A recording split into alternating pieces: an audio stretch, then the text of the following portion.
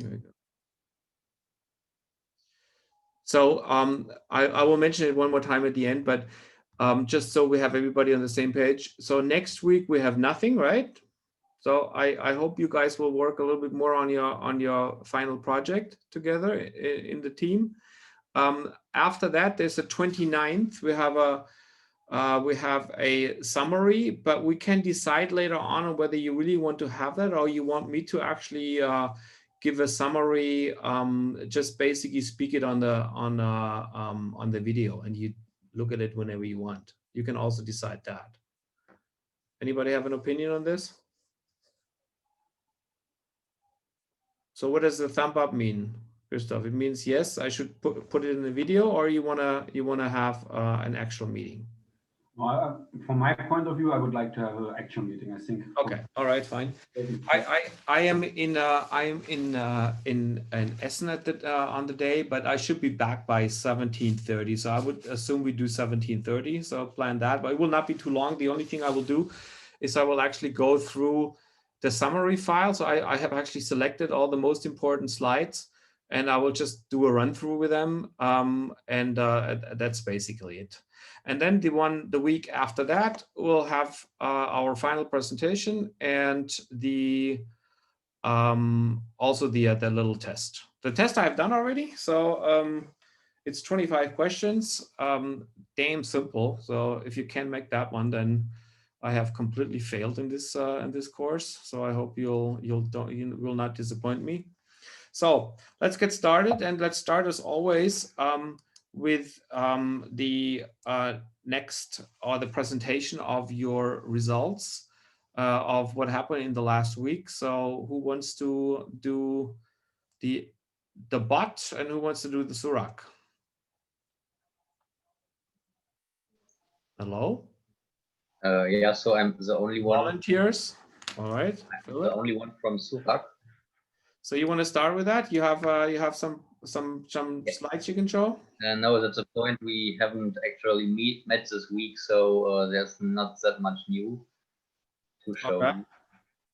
All right, maybe Moritz can do that too. Mr. Surak Spiller. Hi. Hi. So you have nothing new you can present? Nothing you have done? No new? We had an interview with a surgeon. Okay. So we started doing this. We gathered a lot of new information about what kind of feedback the surgeons want to have. So they told us it's not that important in which tissue layer they are specifically, but they want to know if they are not far, if they have inserted not far enough or too far, and if they entered. But that's actually knowing which layer you're in, right? So we have to know, but the feedback doesn't need to tell. So you mean the graphical feedback? It does not need to say 1, 2, 3, 4, but it should basically say you're in there. Maybe there is a different type of tissue interaction in the front, which means if you go through, you would have air, you would have nothing, right? Or you would have okay, and then you make a red light and then an alarm and maybe an electroshock or whatever. Yeah. He told us that in some clinics they maybe use a different technique for laparoscopy, and for example here they only started using Varus needle because of the robot, because of the diameter of the endoscope or something. Is it that's thicker, or the endoscope of the robot? Yeah. Mm. Yeah. Okay. You have heard about the other robot, right? The Avatara medical robot, and the way that we can actually contact one of the CEOs now, right? Yeah. Okay. So please, though, try to show me and yourself and others what the learning process was, what you have done. You basically would be at the part where you do some form of metrics and some form of customer validation, right? So you would probably see something more here and maybe something more in this segment. And you should give yourself some goals on this one too. So one more time for all the other group too, it's not always to go up. Going down is okay too. Going down just means you had an assumption and the assumption was not validated. The assumption was wrong. And then you have to start again. That's all good. That's the greatest thing that can happen to you, because then you know that you're on the right path. Okay, anything else you want to say to Sorak? Base. Sorry. No, because I want a meeting with him on Monday. That's another. Okay. No, Can you not quickly from my- ask Alfredo whether that meeting with the Namibians happened? This I No. want to talk because I am really pissed. We met the student team, but Taimi was not there. Oh, what a you know, I tell you, that's the reason why these countries are where they are, right? Yeah, so I mean, I agree. Yeah. Even Yeah. Chileans are better. So, but yeah, But this is something. This is something I want to discuss with you with other topics. Maybe if we can set a meeting on Monday or Tuesday. Difficult, but we'll see. I have very little time, but okay, I'll get in touch with you. Okay, see you. All right. Okay, so nothing else? This is the only thing we did. Okay, so then we go to the Exobot. Who wants to do that? Is that Beatrice again, or is that somebody else who's presenting? So yeah, I saw that also that Claudio responded, right? Yes. Okay, did you get in touch with him already, or? Actually, no. We wanted to ask you today if you also want to take part in this. Just tell me the date and set the date, and if I'm available, I'll jump in. Most likely I have no time, but you know, whatever can happen, right? So if I would jump in if I have time, but don't make the appointment based on my calendar because that will be very difficult. Thank you. Yeah. So Claudia, what did you say? Jake Rosser from a delayed respond. I was still busy. Can you schedule a call? I think it's easy. So again, set it for yourself. And let me know when the appointment is, and then I will join. Okay. Thank you. Okay. Okay. So anything else you want to show? Anna, can you share the slides? Who is the one, Anna? Because I have to give Anna the right then. Okay, you are the. Oh, so loud this dog, unbelievable. Sorry. So you're the host now, Anna. Yes, I see. Thank you. Just one moment.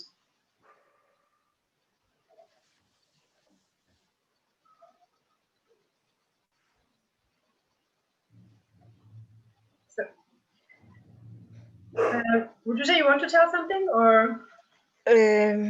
Yeah, I mean, just go to slide 9 because we will be quick. This is from last time already, and Sorry. for this week, we try to understand our customers more and their needs and what our device and prototype can, how it can actually help them. Next slide. Really sorry. Your next slide, I think you wanted to do, right? Can you still see the slides? No, not right now. We Sorry. see you, Anna. Also, It's also okay. establish a full screen, but okay, I think this is fine for now. Now we are back, okay? Okay, so So based on our customer, okay, now we are on slide 10, right? yes. Okay. So based on our customers, we have individually divided them, and then we created this value proposition canvas for each So of our who's it for now? Sorry. Who's it for? Who's the valuable? Who's the customer? So the people with neuromotor disorders and musculoskeletal dysfunction. Okay, so that's the customer. So basically the patient, right? Okay. Yes. Yes. Then we had another one for aging population. Okay, so the first one is the basically the one with some form of handicap, with neuro handicap. The Yes. second one is for Old elderly people. people that have problems walking because they have joint issues or whatever. Yes. Okay. Next one. Then we have people who are injured. Okay. All right. You need to be careful with this one. If you're injured, you have to ask the question whether it is a temporary handicap or a permanent handicap, right? When you kind of throw them into the same way, injured, fractured, handicapped patients. Handicap patient is typically something that is, you know, more like a permanent. Okay. A permanent one, but maybe I'm not trying to argue with the word, as long as you understand that. And if you're injured and fractured, you only have a temporary issue, right? Yes. Okay. Okay. That will be a different type of product then probably. Okay. Yes. Then we also had this for obese patients or obese people, and then we also had for health insurance companies, and last but not least, the hard labor workers. So the ones which have a very high physical activity level, Activities. or Yeah. like construction workers, or okay, all right. So the companies who are employing them can already have the Exabot and make their workers use it. And make you stronger. Yes. Just like in the movies, right? Yeah. And then we did our launchpad assessment for this week. It looks something like this. So our next for next week we would work on the metrics part. So what kind of metrics are you thinking of? Not sure, not thought of it yet. I mean, the metrics could be that you do X amount of validations of experiments, right? Okay. Yeah, that could be a metric. So you need to find a metric for an initiation phase. The metric is different than for a validation phase. Yeah, or for an implementation phase, you would use as a metrics how many systems have I sold, right? But you're not that far yet. So you use different types of metrics to actually validate, to actually measure your progress. Yes. And so for that part, you need to set yourself, you need to give yourself a different type of metric than you would consider for later stages. Yeah. Okay. Yeah. Okay. So can we have a quick look at the previous assessment? That would be probably quite a bit steps before. Yeah, then if I can, I would like to add 2 things. Yeah. So can we go back to like the first 10 slides? Anna? Anna? Anna is frozen, I guess. Anna?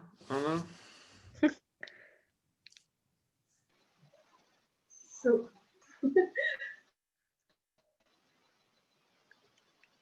Okay. which slide? Go to the first Launchpad assessment. The first one you did. Maybe you don't. The Launchpad assessment is not included in this presentation. Not in the presentation. And I don't have it on my. Okay. No. Do me Very a favor also for for your own sake.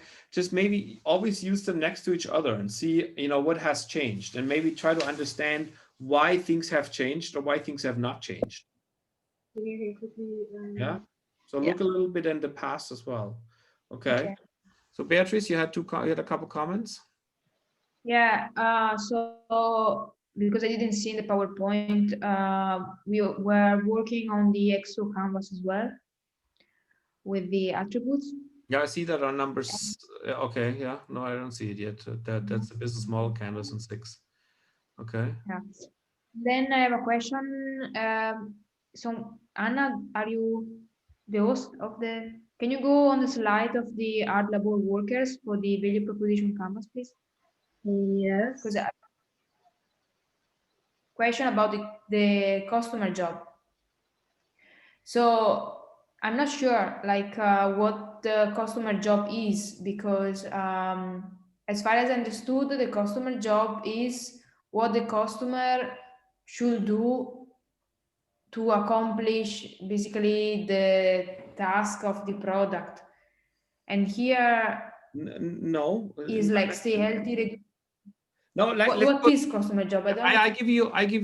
This is a good example. The hard labor workers. The hard labor worker wants to stay healthy. His joints, keep his joints healthy while he's still doing that job of heavy lifting and all kinds of other things. That's the job he has to get done, right? Or in general, you can even leave the part of stay healthy out, because obviously everybody wants to stay healthy. He has to get he has to lift, and he has to do hard worker. And then a pain is that he obviously goes home and his back hurts, his knees hurt, everything hurts. And he really needs to have a support device, or he could, if he would have a support device that would really help him do his job for a long period of time, you know, and make sure that he stays healthy. So that's the kind of gain you could produce. Stay healthy long time, don't have a lot of, what is this called, usage, joint usage, you know, just kind of like save as much as possible so you can do this job for a long period of time. Does that make sense? Does that make sense, Beatrice? Bill? Yes, no, I understood. Because depending on your customer profile, of course, each customer has a different jobs, and I was not really sure But this is about. but this is a good thing what you just said, because if people have a different job, you may be able to offer a base system, and then you can add certain things for you know, meeting certain demands, certain bodily demands. That's the reason we have different value proposition canvas for different customer. So different features for different customer. Yeah, so that's already, or you can basically say, if you're a construction worker, just let's use that example. And today you have to go, you know, carry brick stones to build a wall. That's one demand. You know, you may have a demand on your arms and your shoulders. And the next day you go up and do roof tiling on the roof, which may be a completely different demand. So you can have a base construction, and maybe you add components to that meet this demand, this particular demand that you will do on that day. That'll also be an idea. I actually like that idea a lot, because that means it's configurable based not only on the person, but also based on the kind of job you do. I actually think that's pretty clever. Okay. So sorry to sum it up again, customer jobs is really the job that the customer works in, like. Yeah, that's right. What the customer has to get done. So particularly when we go to, like, let's look at a medical doctor, the radiologist, what is his job? His job is to sit in front of a screen and to analyze images, right? His job is, or her job is, to make sure that you can distinguish pathological from normal tissue, or from normal circumstance. You can actually identify things, regions of interest and regions of worry. Your job is to make sure that you recognize all the potential pathologies, so that you don't miss anything. That's your job, right? That's what you expect. That's what we expect you to do, and that's what you get paid for. Yeah. So that's how you should analyze it. I've done this also several times for, like, Victoria's not here, but the urologist. I was looking at the you know, at some bladder cancer removal, and the job is obviously to find the tumor and to remove the tumor, and to make sure that the patient is, well, there's another job, is still alive when he finishes, that the pathology that he's sure that everything has been removed, right? And based on this job, you can then formulate the pains. I am not sure that I actually got all the pathologies. This is my pain. I don't really know, right?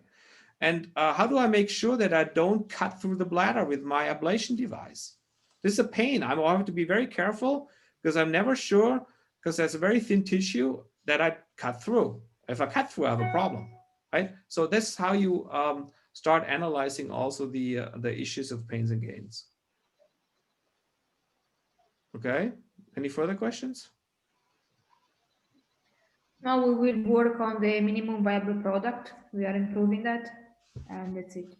Good. So you have now at least a couple more weeks. Actually, I have 3 more weeks basically from today. Right? Also the Exo Canvas, but it was hard to. I show you actually a cool Exo Canvas right now. It's in German, but it's for a project that I am working on right now. And just to show you that there is a lot of ideas, a lot of concepts where you can actually put this Exo Canvas into place and convince people that it's a cool idea.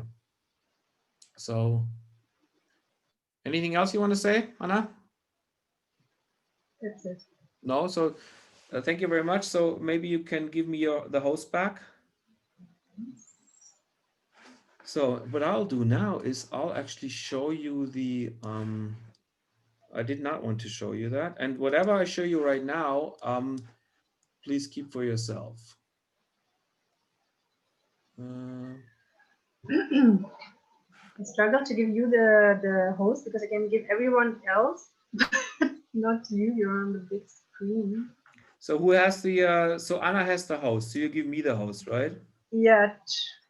No. Okay. So that means I am giving, no, I have not, I'm not the host yet. No. You're still I can give it to everyone else because there are these 3 dots over their display, but not over yours. So give it to somebody else and they have to give it to me then. Okay, I try with Maurice. And actually, Michael, if you're telling something confidential now, then maybe you should stop the recording. That's okay. I'm not sure that anybody will really, it's not that confidential. I just want you guys to not necessarily talk about it, but I wanted to, and I'm not getting into that much detail on it, but so am I the host again? No, Moritz is the host now. So Moritz.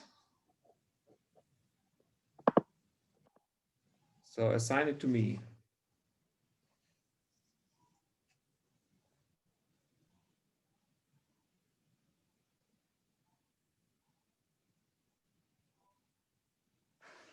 Da-da-da. Just basically go over my name, right? And then it says more or mehr. And then you go on mehr and then assign me as a host. We don't hear you because you have your microphone off. I only have create host. Yeah, create host is fine. Create host. And then you should be able to assign it to me. So I'm the host again, all right? Here we go. So let me show you this one. So what I'm currently working on is putting together just to give you some side information, there is 4 billion euros being assigned by the German government to the German hospitals for a digitization initiative. And depending on the state you're in, you get a certain amount of money. And the state of North Rhine-Westphalia, where I'm in, gets about 900 million. And now all the hospitals can actually apply to get funding. So what they want, among other things, to happen is that there has been a cloud being developed and an electronic patient record combined, apps combined, artificial intelligence combined. And so what we are trying to do now is we're trying to set up a consortium between 2 university hospitals, the 4th largest community hospital in Germany, the city hospital of Dortmund, and some hospital groups. So altogether, it's about 10,500 beds. And we probably assign some other things to that. And we want to build a cloud platform. So that's shown here. And what I have done now is I've actually come up with a concept where I use the Exo Canvas. Let me try to find the Exo Canvas. Right here we go. Let me just do this in a presentation modus. So first thing I've done is I have to try to convince the people that the hospitals that it's better to do these things together than doing it by themselves, and to maybe start an own company, a joint company that will actually do this job and will get the money and then establish this type of network for everybody else. So I gave this concept, it's called Digitale Medizinruhe. If you want to actually click into this, this is a website that I created on this one. It's in German, it's for the German market, and don't laugh at it because it's something I programmed, so it looks really shitty, but it's all I can do. So I was pretty happy that I could get that one done. And I gave ourselves a massive transformative purpose, call it digital health leadership with patient empathy. And I say patient empathy because this whole money is supposed to go center around the patient. So the patient has a digital app, a patient portal, where he can get to the hospital. Once he's out of the hospital, he has all the information available, goes to his local doctor, etc. So one of the goals would be, and that's what here's this implementation, that we start a joint company among these hospitals and offer a dedicated health service for this region and for all these hospitals. And hopefully, if we create some form of digital infrastructure, we would then create something as an example for the rest of the world. So staff on demand. Now I can do this network by having external partners work on it, and I just give them a timely contract for that. So I don't have to have these people in my own organization.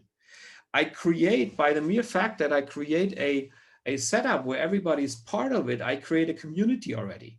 And this community is then interested in hopefully buying and contracting other things from that. I have a connection to the AI, Artificial Intelligence Institute in the University of Essen, which has 5 professors that do nothing but work on AI.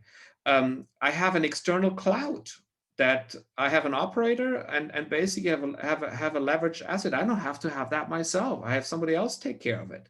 So this is already extremely exponential in this one, because I basically organize it, put it together, but I let other people do it.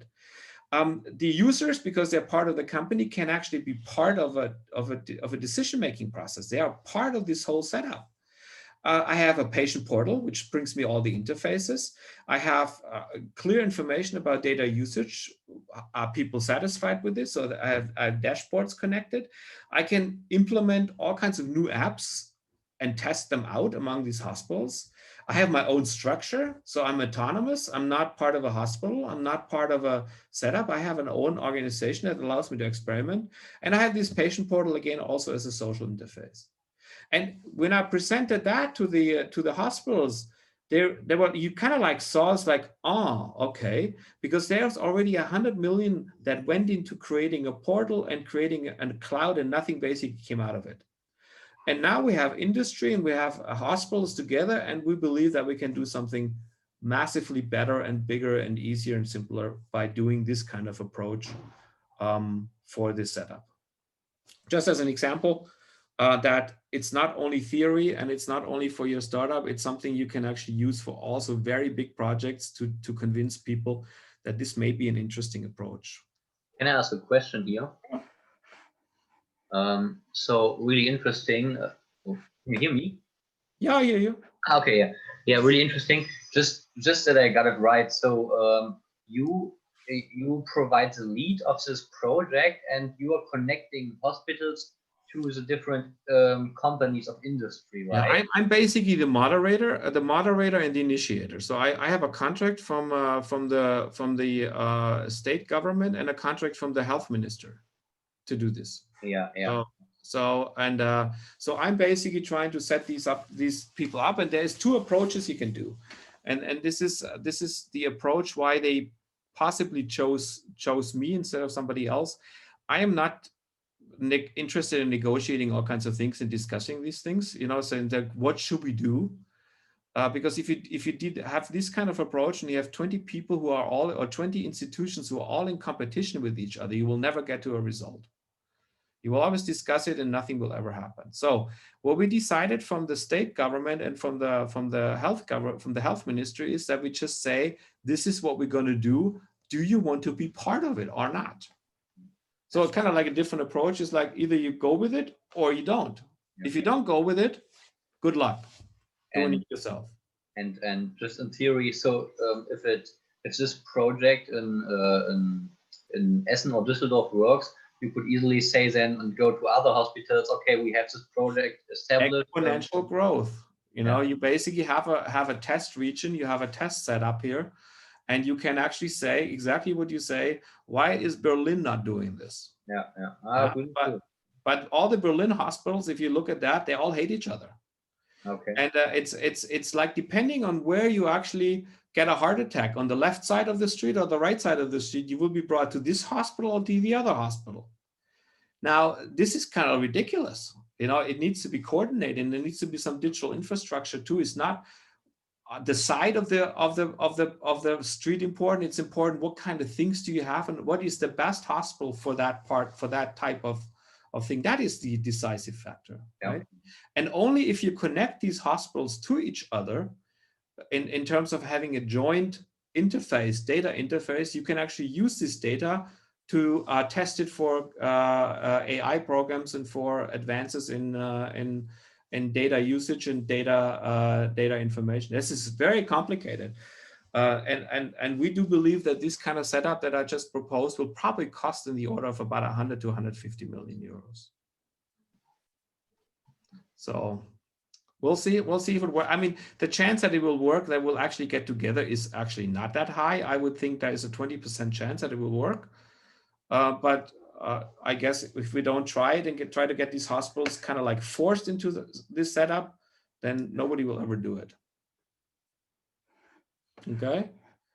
All right. And because we were talking about experiments, I have a little experiment game for you. So I would like to put you together again in some in some breakout room together, and I want you to do following things. And this is really a fun game, and I hope you are able to have a.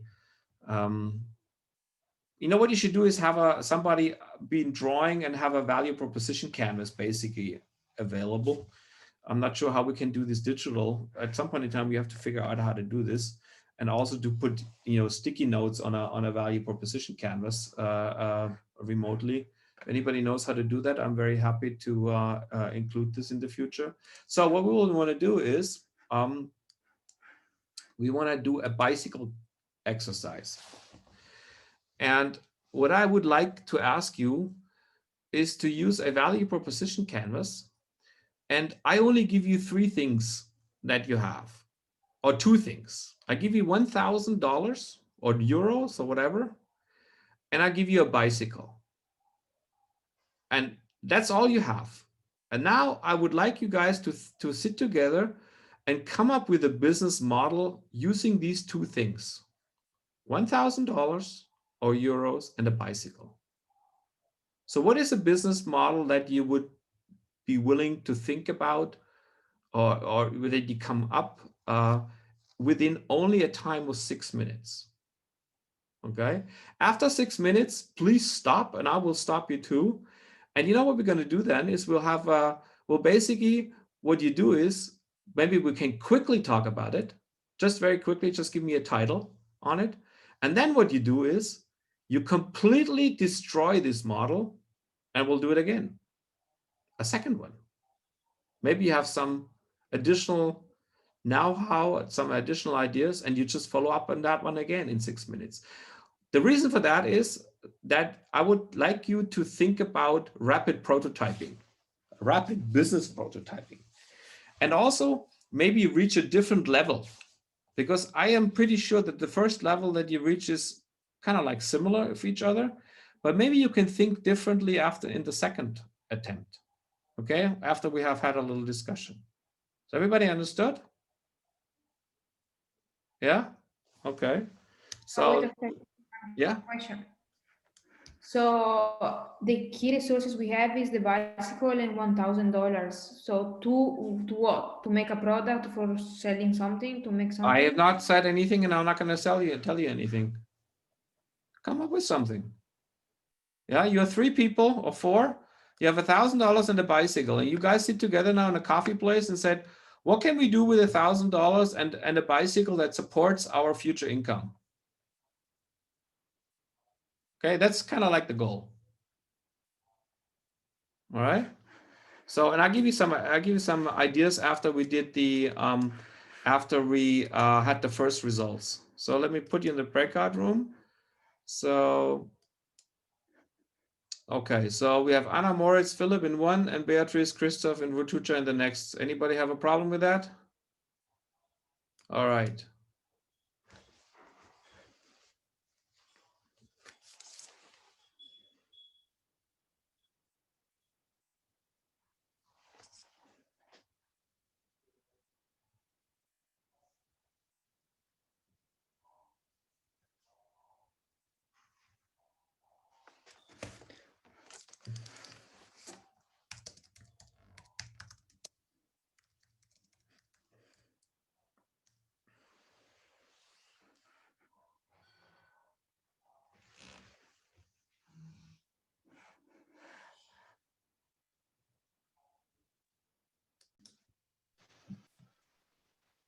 So, room 1. So what kind of ideas did you have?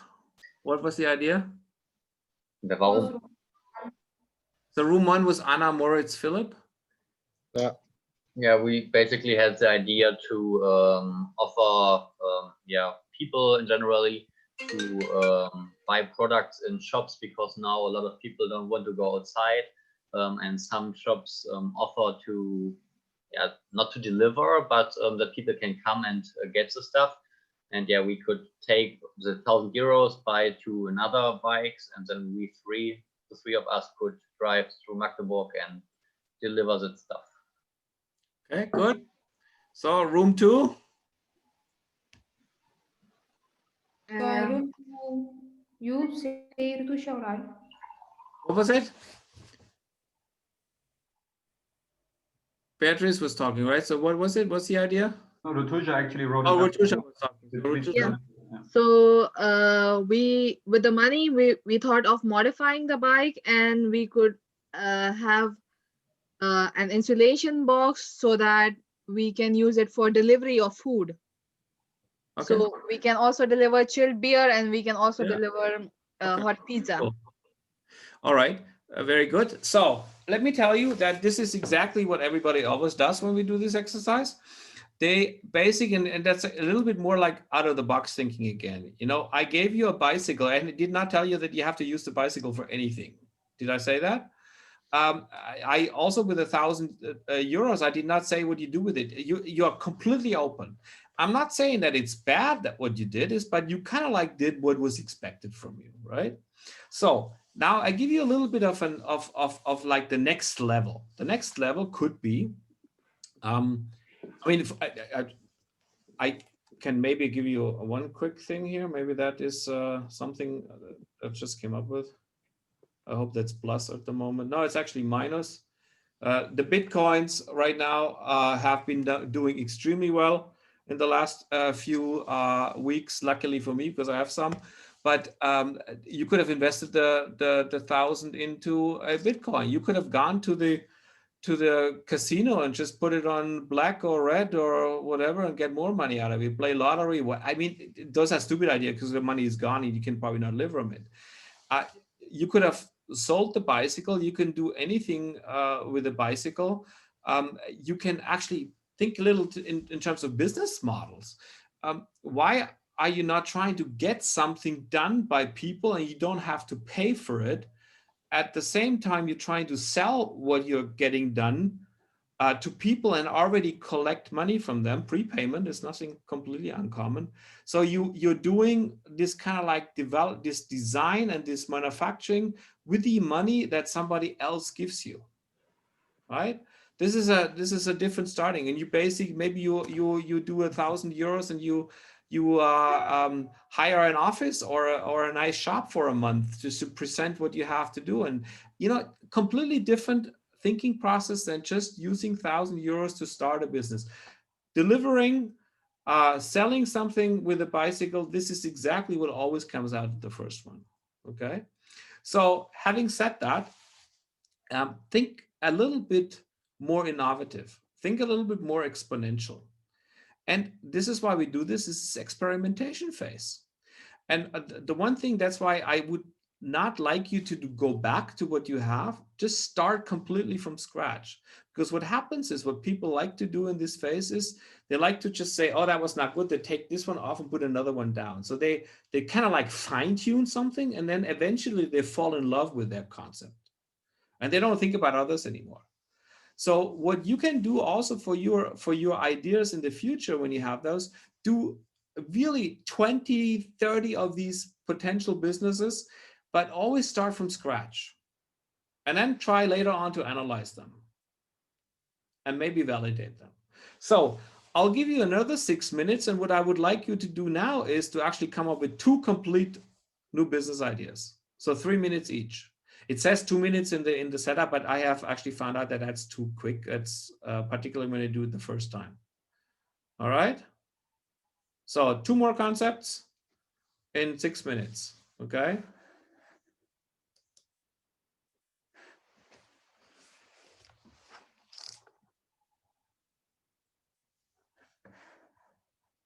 To think.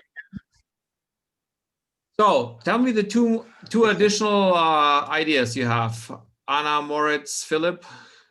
So we will sell the bike in both cases and assume we have 2,000 then. In the first case, we will buy a laptop and do a course on how to program apps. And we will create a really cool app who everybody wants to buy. We haven't decided on which one. We put it in the App Store. This is also not free in Apple, at least, I think. Apple is free to put it in, but you have to pay when you make revenue. Okay. Yeah, this is the first case we would do. And the second one, we would buy all sorts of ingredients and create a new recipe for vegan ice cream. Because there's very little companies who do that. And when we have this recipe, we go to different manufacturers of ice cream and license the recipe basically to them. I think no, that's a good idea, but you need first of all, I would not buy vegan ice cream. At least I don't think so. But that's what I would buy. Meat ice cream. Actually, I would go the opposite way. But there is actually caramel bacon ice cream. Okay, that's really good. That sounds cool to me. But what you need to always think of in a business context, of course, is that you invest right now, but you still need to live, right? So you need to find somehow the balance between what you have to invest it for future additional income. And I'm not sure that works, but hey, it was a good idea. Also, the app part is good. It's a little different story. I'm not sure that you can count on, because I did not tell you what kind of bike I gave you. It could have been a real shitty bike, right? And whether you get 1,000 or a very good or a very good one. That's true too. All right, very good. But the power is not so much. It's like that's why I also don't want to discuss the business model. It's not necessary. It's for you to understand what the power of these kind of experiments are. That's why also experimentation is an exponential attribute. You need to be able to check things relatively quickly. How much did it cost you now to think about this business model? Nothing. Few minutes. Yeah. And you can generate a lot of these things, and remember again, like you need to have a lot of ideas to come up with a good idea. So, generate lots of these ideas, and then once you have them, put them down with a one title, with a header and maybe a one sentence description, and then you can later on discuss all these things. That's what we came up with. What do you guys think? And you can then discuss which one you want to really further check.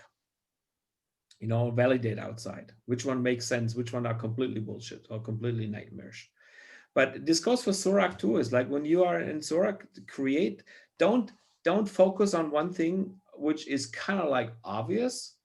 Yes, you can do that, but also consider all kinds of other ideas that may come up and check them too. Yeah. So what is the Exobot team? No, not the Exobot team, because we're not talking Exobot, but what is the group in Beatrice, Christoph, and Utucha? What did you come up with? So we thought of buying shares of of companies whose stocks are low. And it will be lower afterwards, right? We hope not. No, actually, to explain this a little bit, because this idea was coming from me. These are like startups. They have a really, really low share already, So you don't know if they go up or go down, or it's companies that had a crash and you know that there will be some restructuring. So their shares is really low, like one share costs maybe a cent or something, and you buy a lot of them. So you spread. Probably better to buy options actually, because with options you buy the future performance, and you only buy the difference between what the option value says and what the current purchase price is. So if you have an option for a share of it's worth 100 euros in 2 years, and it's currently only at 20, nobody will believe you that. So that will be a very low short option price, and you can multiply your investment dramatically. It's kind of like almost exponential. It's not a linear approach, so it's not the value is the difference. And that one you can do, but you need to also, that's what I said with the one before, you need to also think a little bit about your liquidity. When you invest money, it's gone temporarily. You hopefully will get it back. When do you get it back? What do you buy? How do you actually survive? How do you buy drinks, food, pay for your apartment? These are also considerations you have to put into this thinking process. So you need to have something that is kind of like generates operation income so you can survive somehow. So in a startup company, you have some investors who give you some money that basically pay your bills for a certain amount of period, and then you need to come up with the financing of the company with somebody else, or you need to generate income that the company is able to pay your salary by itself. So these are the kind of processes you need to have in consideration. And obviously the $1,000 or euro on the bicycle, that's obviously not a realistic approach. It's really only a fun approach, but make it also for a realistic scenario. You can also, play similar kind of games for these kind of things. Okay. Anybody else have a comment on it? No? Okay, so let me go back to my screen. Oh, actually, Rotuja had the second. You didn't ask for a second. Oh, I'm sorry, Rotuja, go ahead. So the second thing was we would buy parts from China for very cheap and in a lot of quantity, and resell them through e-commerce. Mm-hmm. And even better would be that you buy that from China and you tell the Chinese you will pay them in a month. Mm-hmm. Yes. Well, I don't know. Maybe they do it. They buy them in a month, and you basically already generate income in that 1 month period. And you can buy the next batch. Yes. So you have generated the difference of what you have basically now made is your profit. That's where you can live off. And then you invest, you pay the customer, but you still have more money left over, and you can actually always reinvest it. Yeah. And maybe you have a good web page, and then you can actually multiply your sales if it's good. Yeah. Yeah. Okay. So this is the whole point of this one. This is why we do this, is because experimentation is very important, and prototyping is very important. And what we just did, basically, we were prototyping a business model. That's what you did right now. You prototyped it. It just needs to be validated and checked. But this is what you did essentially with this type of business model canvas exercise. And you should also do that with other checkups you do in your life for your company, for your product. Okay. And that's look at the last one. If you refine it too quickly, you become attached to it. This is what happens very often when you actually do a startup based on a business model and a business plan. Because the business plan is something written, you have put a lot of effort in it, you have actually thought through it, and you kind of like think it's cool. And you don't want to check it. Because when you check it, you may actually get information that are opposite to what you assumed. And you don't want to do that. So that a lot of people just stick to their plan without revalidating it constantly. And this is just what I really like to get across to you. A problem understanding will change over time. The more you get into something, the more you understand about this problem, and the more you may have to revise your initial ideas. And that's why you do these kind of things. Okay. All right. This is like a little bit more of a summary. I just kind of copied these out of a journal paper, so don't take them too serious. I just wanted to summarize. This is what I believe and others believe will happen. It's just a very nice, well, I believe it's nice. It's a nice setup of where are we right now with the SICUP system. We treat sicknesses. What are we going to do? We will actually hopefully focus on prevention.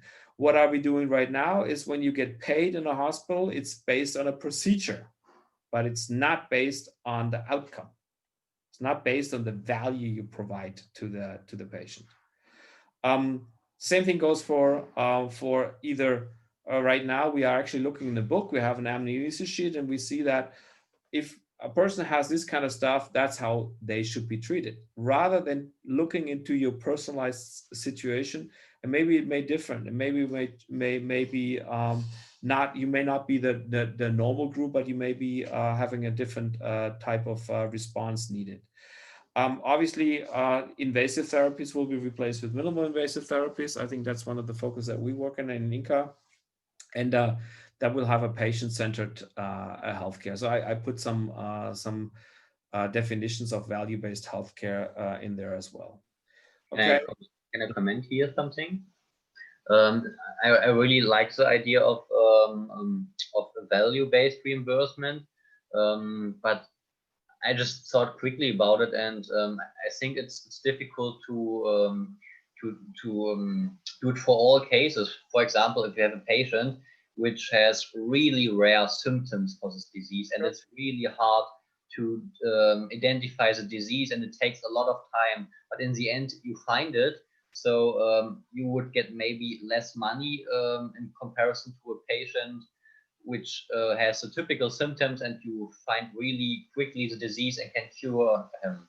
Yeah, no, I totally agree with you. I mean, that's absolutely right, but there's always going to be these type of exceptions. Yeah, there's always going to be, and this is at the current setup too, is when you, there is this DRG system reimbursement, the diagnostic related groups. And that basically also assumes that there is a certain amount of money available for a certain disease. And if you do it better, the hospital saves money. But there's always these exceptions where you really don't know what happens, and then you are actually reimbursed differently on those ones. But look at the formula. That's pretty cool. It says outcomes plus, now it's very important, patient experience over direct cost plus indirect cost. So the patient experience is also a very important value set up. So did you feel well taken care of? Did they help you recover from your set? Did they make sure that you have physical therapy afterward? What was your experience, right? And that helps you all. What is your physical and your psychological demand? You know, how were you stressed in that setting? Did anybody take care of you? So there's a lot of definitions, and I agree that this is not done yet. This is not as simple as it's put here, but I think a very nice example is if you look at chemotherapy. Chemotherapy is, I think there's 3 different types of chemotherapeutics available, and the radiation oncology, the oncologist determines based on making maybe some cell checks, determines which probably is the pharmaceutical that you should use. Now, there is, in these cases, probably a 60, 40, 50% of actually chance that the pharmaceutical will work, but 50% it will not work. And you will find this out after the person has lost all their hairs and is in miserable condition. Then you'll find it out. What do you do then? You have to change. So we need to make sure that before you actually administer any of these pharmaceuticals, you are damn sure it will work. And if it doesn't work, then the hospital will have to pay for the second trial and for the third trial. It's only basically one trial that you pay for. And you make sure that the hospital makes everything possible, or the health system makes everything possible, that the patient only gets the pharmaceutical injected and administered that actually works on him or her. And that's not the case right now. It's a little bit like a trial and error system, because the health insurance pays every time you do it. So if you have to do 2 times chemotherapy, they pay twice for it, and they shouldn't. At least my opinion, they shouldn't. Because it's also stress, and that's why it comes to patient experience comes in again. You know, they get treated very well, but the result was damn shitty, and they have to go again through the whole process of taking these pharmaceuticals. That's really bad for the patient. It's not a good experience. Okay, but there will be certainly a lot of more definitions being done on this one, but also this is also a component. If you are able to actually use all this information that we have available, just remember what I just showed you with this network, this cloud stuff. One of the ideas is that you really make sure that all the data is connected, and that all the data is also ensuring that all your allergies are considered, all your genetic problems is considered. It's not done at all yet. Nobody is doing this, right? And you can only ensure that if these data are actually exchanged or gathered and are used to actually are pooled and then used to come up with new ways of evaluating what kind of diseases will benefit from that pharmaceutical, that treatment. And one hospital is not good enough as a database. Okay, I've talked to you about this, so I don't want to repeat this. It's just what I use. This is, I think, important. I'm not sure if I've actually shown this one. Have I shown this one? Okay, what's important is, and these numbers are, they're exponential, but they're not completely correct, but it's just that the idea is to actually use it as a reference. The more, I mean, think about yourself, right? Where do you feel comfortable? At home or in the hospital intensive care? Which is cool for you? Everybody would rather stay at home, I would assume, rather than being connected to all kinds of machine and laying intubated in an intensive care. It's not a really cool way of living or being treated, right? The quality of life is pretty damn shitty. You cannot go to the own bathroom. You cannot take a shower on your own. It's really bad. So you would like to stay at home, right? The quality of life is, at least for 98% of the people, probably dramatically higher at home. So quality of life is high when you're in an independent living stage. Maybe when you have to go every once in a while to the doctor's office, but other than that, you live at home. It's not good when you're in the hospital. Now look at the cost side on the x-axis. The more you are on the bottom right side, the more expensive it is. It goes really up dramatically. I mean, if you're really in an extreme intensive care unit, and that's actually one of the things that we need to discuss at some point in time, Corona was for the hospitals not so bad financially because the intensive care rates are very high.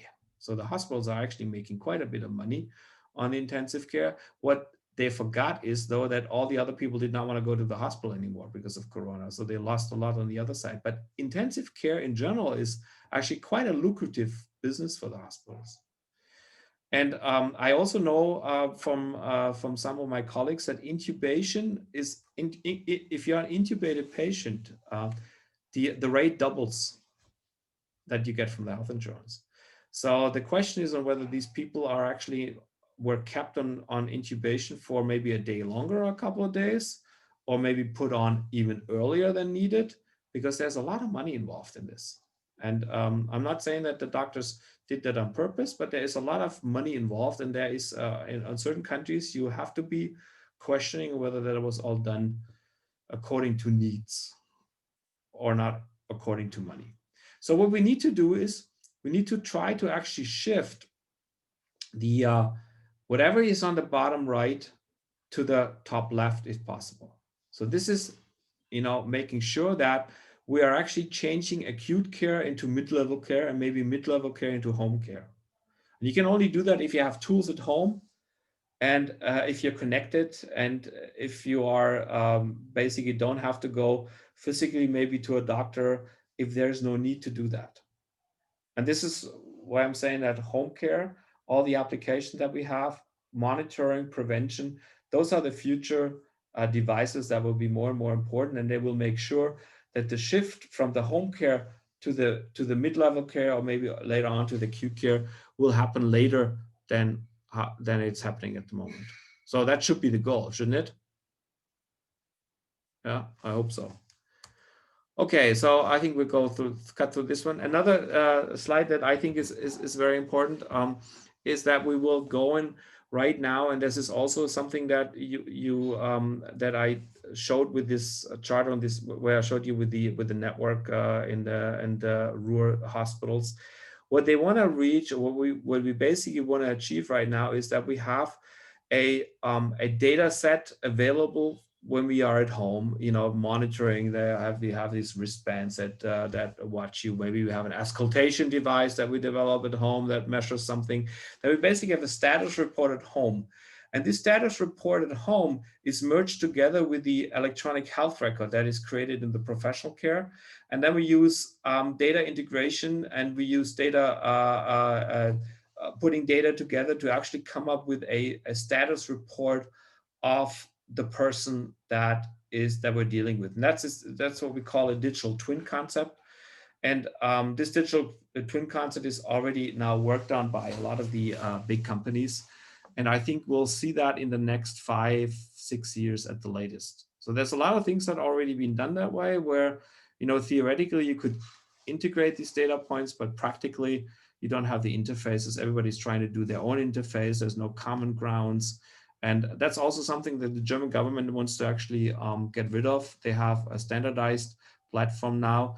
It's called the Gematik system. It's basically the underlying backbone of electronic data record. And that will be very interesting when that happens, because you need to connect to that gematic backbone. And then you will be able to actually control your own data. So I'm quite excited about what will happen.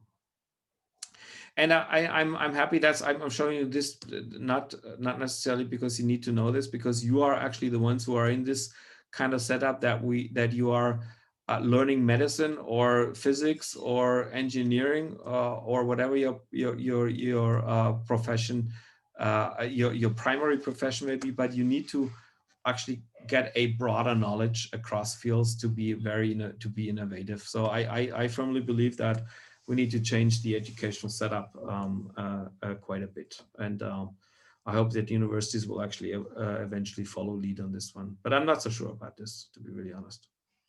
Okay. There's a couple of slides I want to run through. This one is known to you, but I want to really always repeat it because this is to a certain extent my expectation level. You know, you look please carefully at all these tools that you should have at least tried to use and implement, because I really want to a certain extent force you to do it. Because if you never really thought in terms of blue ocean model, in terms of value innovation, you will probably forget it again too. So I would like you to actually use these tools and also show me of how you use them. Please don't forget that you should create some slides, and you also should create a written paper on it. So I would advise you have 3 weeks time, that you are setting up, maybe also you organize among your team who is doing what, and maybe get started on it if you haven't gotten started on it already. Okay, this is your team approach. And I know that teams are always difficult, because there's typically a couple of people who do a lot and then some people who don't do a lot. I'm quite aware of that. But at the end of the day, it's like a little bit what the real world looks out there. The real world will also be in teams, and there will exactly what will happen. There will be A players, there will be B players, there will be C players, and you will have to deal with it. Yeah, and it's better to actually keep your motivation high rather than to adjust your high motivation to the low motivation of somebody else. So I would certainly not advise you to go that way. Okay. Also a reminder, just think about, you don't have to do it. This is just a bonus assignment, but for your own sake, I would actually advise you to think about it. Think about your personal MTP, not the companies, the Exabot or the Zorak MTP. Think about your personal MTP. What is something that you're really, really motivated about? What you're really hot about? What you're really empathetic about, and what you really would like to see? So this is your personal MTP. I think Christoph has done it already. I think that's the only one. I'm not sure, Beatrice, if you did. No, I think Christoph's the only one who did it. I thought I did it already the first 2 weeks. Okay, sorry, Beatrice. So it's so long ago that I forgot it, but it's not more than 2 that I received from that. So and again, you don't have to do it, but it's just something that I believe will actually help you too, if you at least take it serious. If you just scribble something down, and then it's something that's an exercise for you. Okay. I also remind you of your individual assignment. I have received 2 as well. It's the same ones, Beatrice and Christoph. I received. I will read through them before, so I will probably read through them next week, and I send you some ideas back or some comments back, and because I always like to have these done completely. I typically try to make a little booklet out of the whole thing. So I would like to actually put together the team assignments, the individual assignments, and just to see what comes out of this lecture, just for me to remember. And maybe I put even a DOI on it, and you can claim authorship on these things. Yeah. Okay, so a little reminder. Okay, and then feedback at some point in time. You don't have to do this right now. You don't have to do it at all if you don't want to. But keep me at some point in time a feedback, just so I'm able to actually adjust it. This is the first time that we do this lecture, so I would be very happy if I get some response on this one. Okay, and then I mentioned that already. I have no idea. I'm not sure exactly how I'm going to do this, because I put it down for 20 points, but now I came up with 25 questions, so I'm not entirely sure how I'm going to do it. but the 25 questions are so simple that, again, I would be very disappointed if you don't get it. But they should cover a lot of the general teaching that I have. It's very difficult for me to do this, so I use Kahoot, and you only can do some multiple choice questions. So it's actually fairly easy setup. Okay. The next time that we meet, I'll go through the summary files, and it typically gives some hints about questions that probably will come or not. You may not, some of you, I know Christopher told me that is not really interested in getting a good grade or bad grade, but at the end of the day, I'm trying to stimulate you to be, right? So on whether you get nobody will get worse than a 2.0 anyway in this class, in this lecture, but whether you get a 2.0, 1.0, probably is not that relevant, but I'm just trying to stimulate your personal motivation, okay?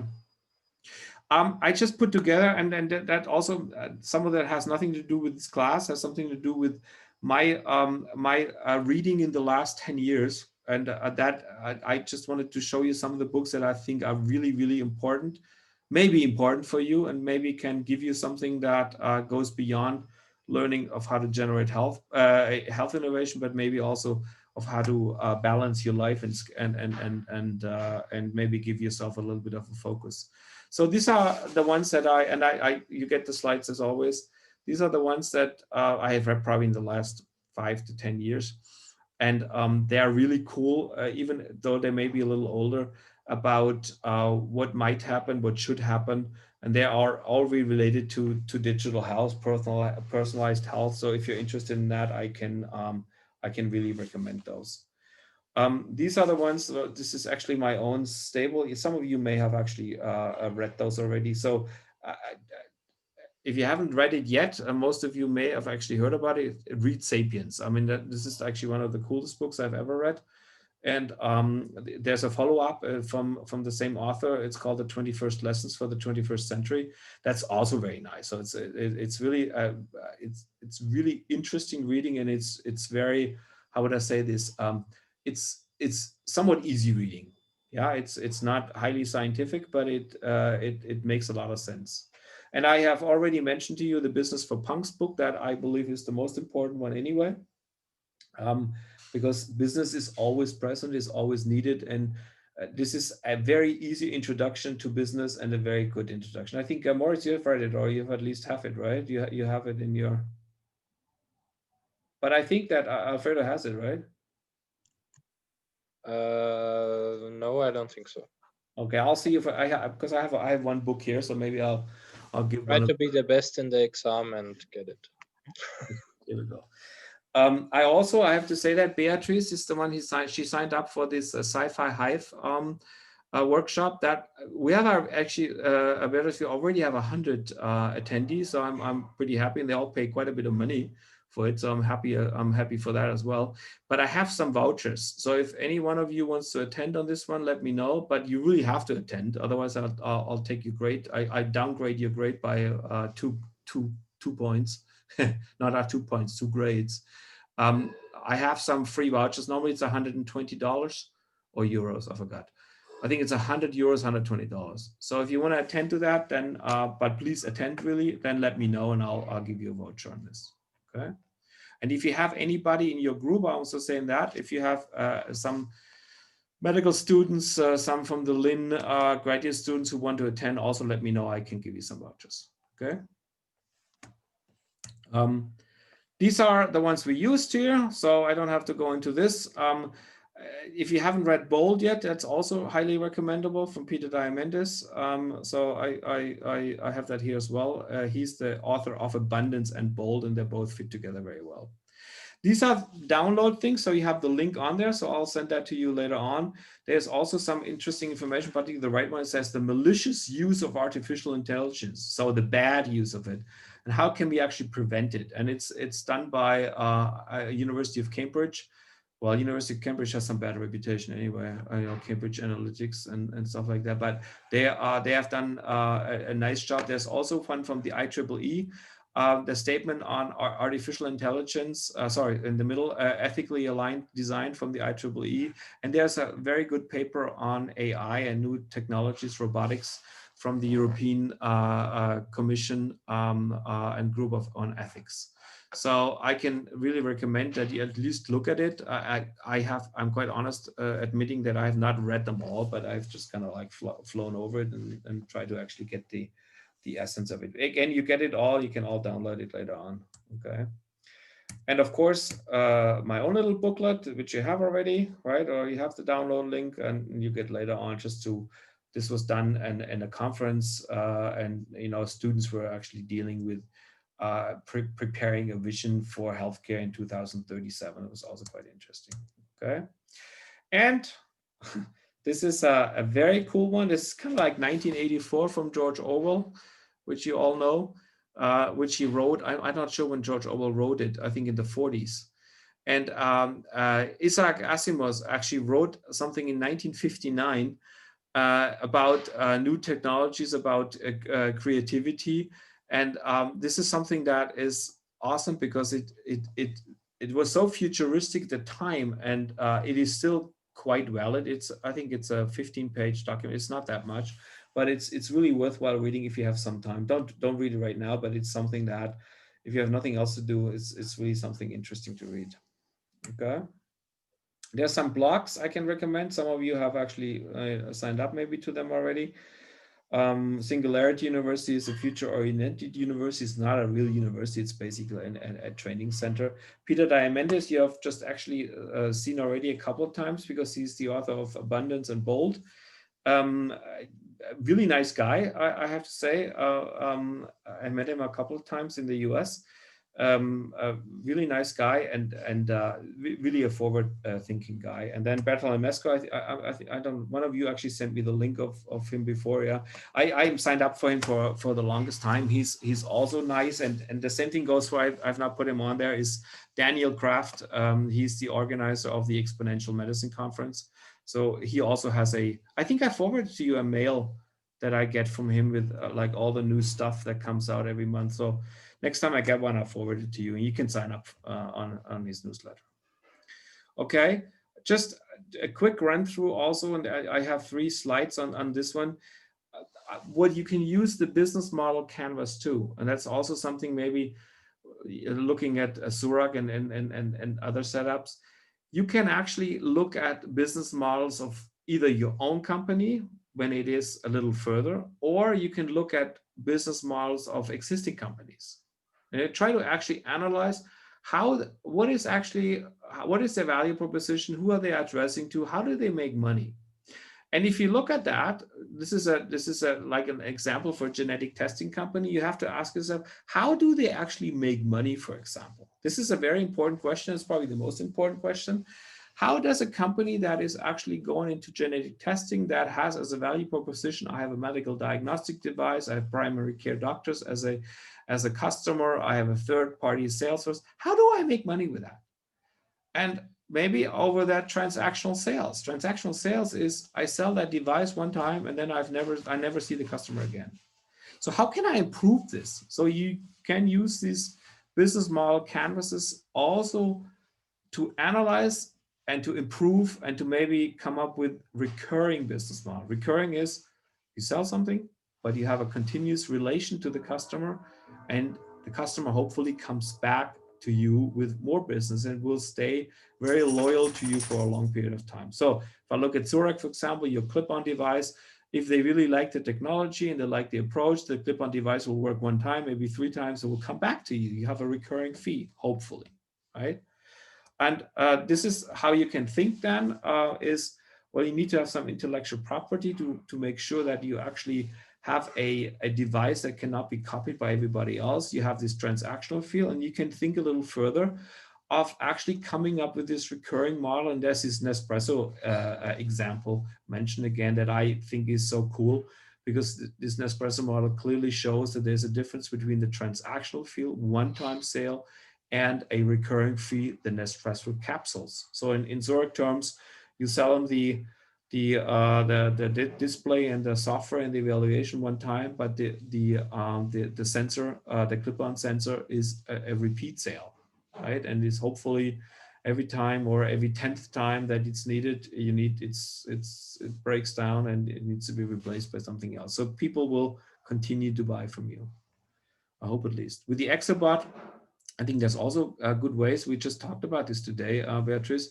You have this base model. You can add certain things to it. You know, maybe you have a different software that you can provide. Maybe some analytics on it. So there's also ways where you can hook the customer to your platform and to your technology and make sure they stay with you with your offerings.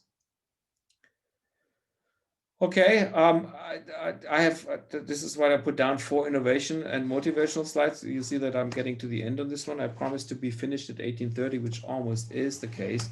I just wanted to, I hope that everybody in this setup here is someone who would classify as a growth mindset rather than as a fixed mindset. Unfortunately, when you are in big companies, you typically meet this fixed mindset, and in Germany, you very often have like the top statement there: failure is the limit of my abilities. Oh, I can't fail, it's so bad to fail, rather than to see the opportunistic approach that they have in the US is failure is an opportunity to grow. It's something you learn something from, right? It's not bad, it's something good that happens. And I think failure, if you basically tell yourself, I've done the best that I could do, and you fail, yeah, that's what it is. Then why is that something bad? It's something okay.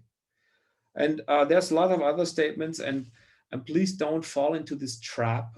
And in my case, for example, I can tell you this, that I'm also sometimes have a fixed mindset. I know it all better. I've seen this before, and it's always the same stuff. I've seen this business model before, and I'm trying to actually, every time that I try to think like that, there's this, I think about a red lamp going on in my brain. I said, okay, so all right, seen that before, failed before. What is different this time? What is different in this approach? And maybe it works. Are there different people involved? Is that have the times changed? Is the technology advanced? And if you're doing this type of innovation stuff that I do for 25 years, you see many things come and go, and then they come again 5 years later. And you'll have to decide on whether it's actually a better time now than before. There's one company, and Moritz knows that in Otucha, is Pure Imaging. I was invested in the predecessor of Pure Imaging in 2005. There was a company called CureFab, and CureFab failed. But I still invested in Pure Imaging 5 years later. And everybody said, you're completely nuts. Why do you invest in the same company again? I said, I don't invest in the same company again because we have different people now. They have a different mindset. We have a different technology that is much better. Now we can actually do the things fairly easy. And we have people who think forward rather than people who were just thinking of getting something done and then trying to sell it. So, and Pure Imaging is rather successful right now. So I hope they will actually be bought by one of the big companies in the next couple of years. That would be really helpful for my personal wealth benefit. So I hope that happens. Hope Zorag has been sold at some point in time, but for that, Zorag needs to be started first, right? So anyway, so please have this in, read through that and try to be open with new stuff, okay? I wanted to at least present you something that I don't completely believe in, but Daniel Kraft and Peter Diamandis, they are always talking about longevity escape velocity. And I kind of like that approach. I like the idea. It basically says that every year we gain X years in life expectancy. So next year, the life expectancy will be in Germany, not 80.1, but maybe 80.4. So for every year you live longer, you currently gain 0.4 years of life expectancy, right? So longevity escape velocity basically means you gain more life expectancy than time passes. So I'm not saying that it's infinite life, but it says basically that there is a good chance that technology will actually help us to increase life expectancy more than we expect, and that why not live 120, 140 years? I mean, if we can replace organs with 3D printed organs, yeah, why not, right? As long as the brain somehow stays healthy, which means I would ask you to stay alive for at least another 10, 15 years if you're as old as I am. And if you're as old as you are, stay at least alive another 30 to 40 years, because otherwise you will not benefit from these developments. I'm not sure that's a little too optimistic, but I tend to believe in it. I think it's a good way to do it, to think about it. Okay. So I give you about a minute to read through this, because that's also something that is that you should always follow. I don't know if you can read it completely.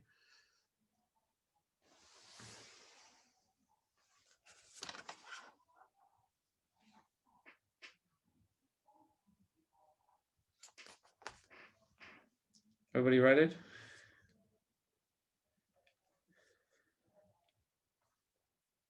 If you have an idea, follow up on it, and don't have people tell you why it doesn't work.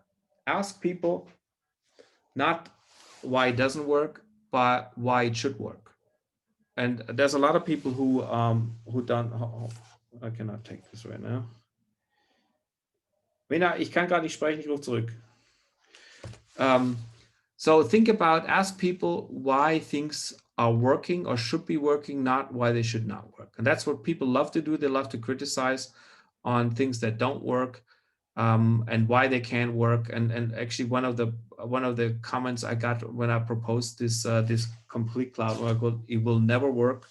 It will be way too complicated, way too expensive. And by the way, we have tried that already and spent 100 million on it. So should that stop you? I don't think so. It should actually maybe motivate you a little bit more. Okay, so next time also I will be available for general QA after the summary. If you want to, you can also do that at the last one. And I offer that in all the classes that I've taught in the past. That I open. You know, what you can ask whatever you want. It doesn't have to have anything to do with the class. In the last lectures that I gave, people were asking, so how much money are we making? What is a good advice for my career? Should I go into a foreign country? Should I get a PhD or not? You know, these kind of things. So whatever you want to ask and believe that a 55 or 56-year-old person has maybe a little bit more knowledge of, you can do that, and you're welcome to do that. Okay, so if you want to think about some of the questions already, then you're welcome to do that. And having said that, I'm done now. Yeah. Anybody have any questions?